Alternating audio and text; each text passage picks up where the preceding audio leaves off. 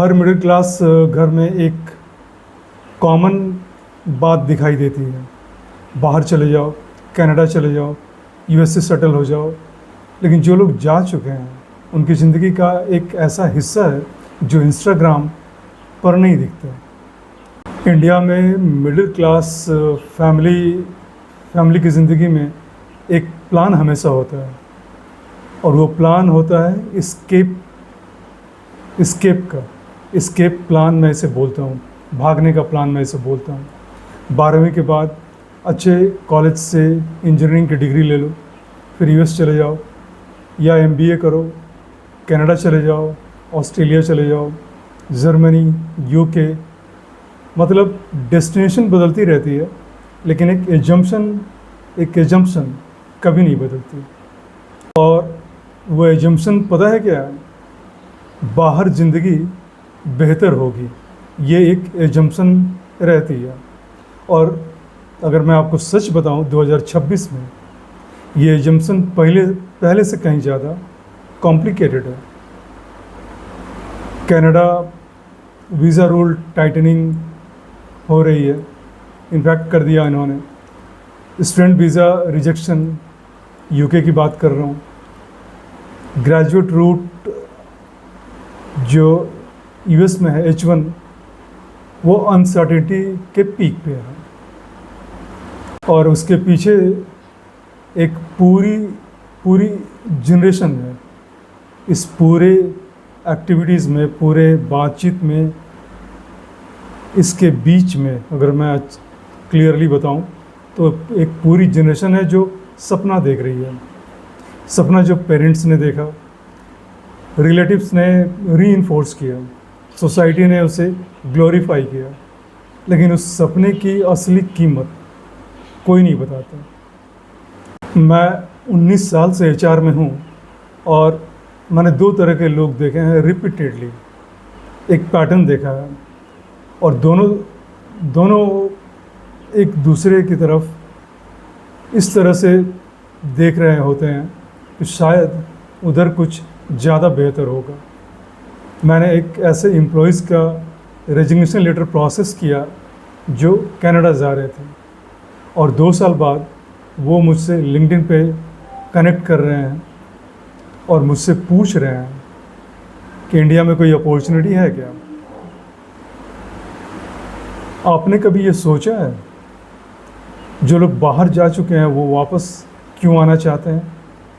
अगर आपके आसपास कोई ऐसा है तो कमेंट में बताइएगा ज़रूर। मैं सच में जानना चाहता हूँ, जेन्युइनली इंटरेस्टेड हूँ ये जानने में। और यहीं से शुरू होता है एक ऐसा सच जो कोई कंसल्टेंट नहीं बताएगा, कोई एजेंट नहीं बताएगा, और कोई इंस्टाग्राम की रील भी आपको नहीं दिखा पाएगी। चलिए थोड़ा ऑनेस्टी के साथ बात करते हैं, ईमानदारी से बात करते हैं। बाहर जाने के फ़ायदे क्या हैं?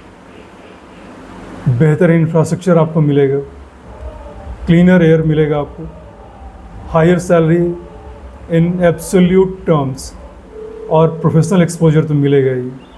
लेकिन इन सब के बीच एक ऐसा कॉस्ट है, एक ऐसी कीमत है जो फिनंशियल टर्म में आप उसे नहीं देख सकते। वो इमोशनल है, वो साइकोलॉजिकल है। इसको मैं आपको कॉस्ट 1, कॉस्ट 2, कॉस्ट 3, कॉस्ट 4 के तौर पे बताऊंगा। कॉस्ट नंबर 1, अकेलापन। मैंने इसे नाम दिया है लोनली टैक्स वीकेंड। वीकेंड पे कोई घर जाने के लिए नहीं, त्यौहार पर वही ऑफिस, वही अपार्टमेंट। बीमार पड़े तो खुद डॉक्टर के पास जाओ, खुद दवाई लाओ, कोई चाय बनाने वाला तक नहीं। Cost number 2, identity crisis office में। अगर आप बाहर हैं तो आपको बुलाया जाता है द इंडियन गाय, और आप इंडिया में हैं तो आपको बुलाया जाता है एनआरआई, दी एनआरआई। दोनों जगह आप फुल्ली बिलोंग नहीं करते। ये फीलिंग धीरे धीरे क्रीप करती है, स्लोली क्रीप करती है, और एक दिन आप रियलाइज़ करते हैं कि आप 2 दुनिया के बीच फंस गए हैं। Cost number 3, parents, the guilt loop इसको मैं बोलता हूँ। हर वीडियो कॉल पर माँ बाप थोड़े और बूढ़े दिखते हैं, इमरजेंसी है, आप 18 घंटे की फ़्लाइट पकड़ कर ही आ सकते हैं, इतनी दूरी है। माँ बाप कहते हैं कोई बात नहीं बेटा, तुम अपना ध्यान रखो, और आप सुनते हैं और अंदर से घुटते हैं। Cost number 4, the settled myth. लोग कहते हैं वो कनाडा में सेटल हो गया, लेकिन सेटल होने का मतलब क्या है? एक अपार्टमेंट, एक कार, एक अच्छी सैलरी, एक जॉब, या फिर मेंटल पीस जो शायद कभी थी ही नहीं।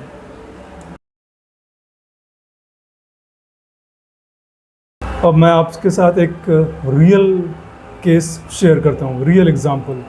नाम जाहिर सी बात है उसका, मैं आपको ओरिजिनल नाम नहीं बताऊँगा, चलिए उसे रवि बुला लेते हैं। 2019 में वो कनाडा गया, अच्छी जॉब थी आईटी फर्म में, सैलरी कैनेडियन सैलरी की मैं बात कर रहा हूँ, 90,000 CAD। वहाँ ऐसा ही बोला जाता है। लिंक्डइन पर फोटोज़ देखकर सारे लोग इम्प्रेस्ड। 2023 में एक दिन मुझे लिंक्डइन पे उसका मैसेज आता है, सर मैं वापस आ रहा हूँ। मैं थोड़ा चौंक गया, मैंने पूछा क्या हुआ, जॉब ठीक नहीं थी क्या?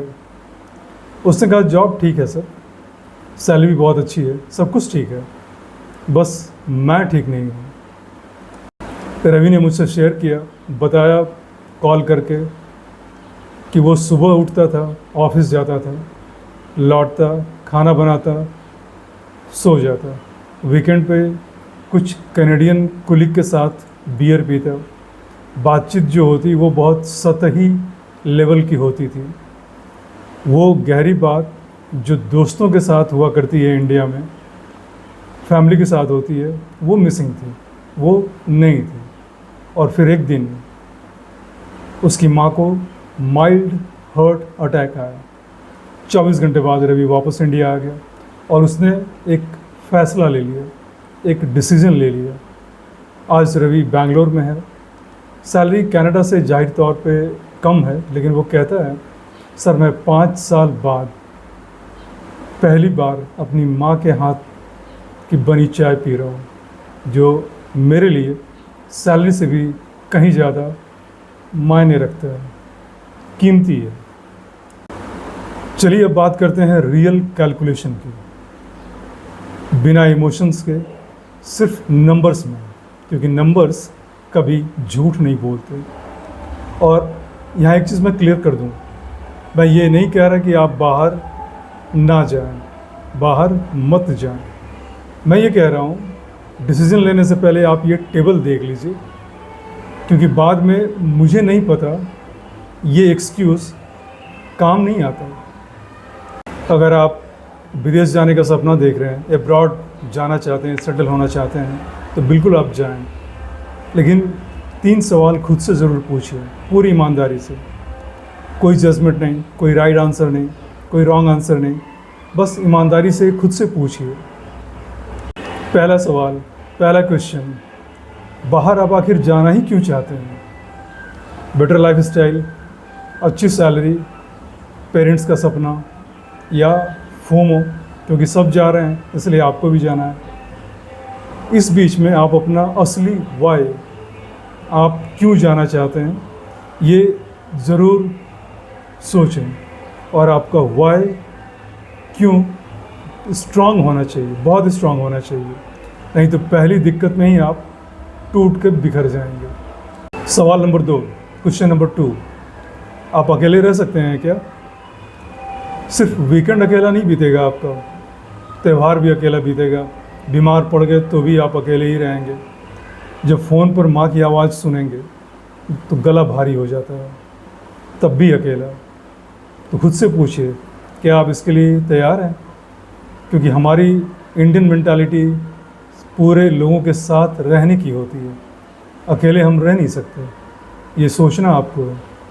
सवाल नंबर 3, आपके लिए सेटल्ड का मतलब क्या है? क्योंकि सबकी अपनी अपनी डेफिनेशन होती है। आपका डेफिनेशन क्या है?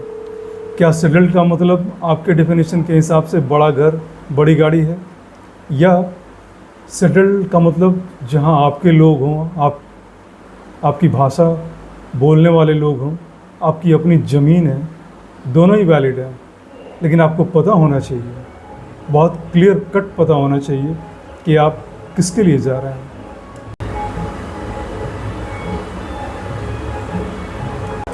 देखिए, ग्लोबल इंडियन होने का मतलब ये नहीं कि आपको अपना देश इंडिया छोड़ना ही पड़ेगा।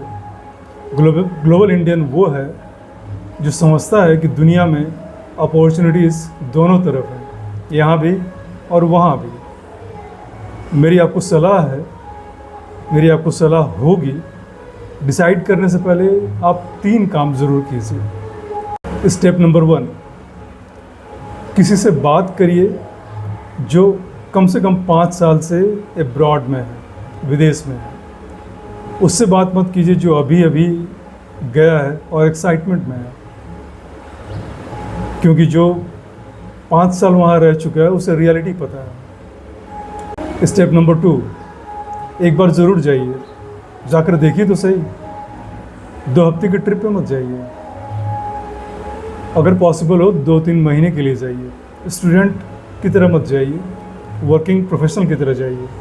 ग्रॉसरी खरीदिए, मेडिकल बिल भरिए, डॉक्टर के पास जाइए, असली ज़िंदगी जी कर देखिए, आपको रियलिटी पता लग जाएगी, दोनों तरह से, पॉजिटिव और negative. Step number 3, plan B हमेशा रेडी करके रखिए। आपका प्लान बी रेडी रहना ही चाहिए। अगर 3 साल बाद ये फील हो कि ये मेरे लिए नहीं है, this is not my cup of T, तो वापस आने का रास्ता खुला रखिए, ईगो मत रखिए। लोग क्या कहेंगे ये भी मत सोचिए, इसको डिसाइडिंग फैक्टर मत बनाइए।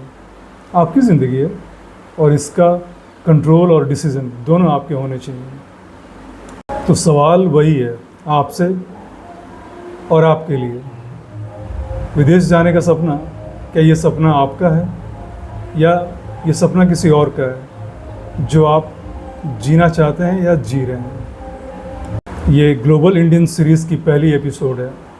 आने वाले एपिसोड में हम बात करेंगे अलग अलग कंट्रीज़ की रियलिटी को, NRI फिनांस के बारे में भी बात करेंगे, रिटर्निंग टू इंडिया जैसे टॉपिक पे भी बात करेंगे, और बहुत कुछ अलग अलग टॉपिक्स को कवर करेंगे इस सीरीज़ के तहत।